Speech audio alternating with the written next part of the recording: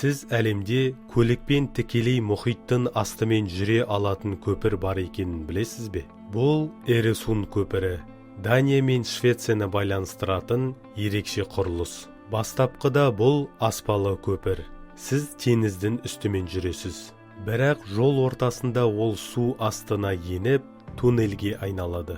Бұл инженерлік ғажайыптың ұзындығы 16 шақырымнан асады. Эресун көпірі арқылы күніне мыңдаған көлік пен пойыз қатынайды. Көпір теңіз үстінен жел мен дауылға төтеп беретіндей етіп салынған. Ал туннель су астында арнайы арал арқылы басталады.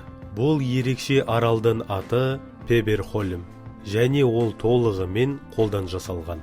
Эресун көпір туннелі Данияның Копенгаген қаласынан басталып, Швецияның Мальме қаласына жетеді. Сіз теңіз үстімен жүйткіп келе жатып, бір мезетте жер астына сүңгисіз. Нағыз ғылыми фантастика сияқты әсер береді. Осындай инженерлік ғажайыпты өз көзіңізбен көргіңіз келе ме? Пікір қалдырыңыз.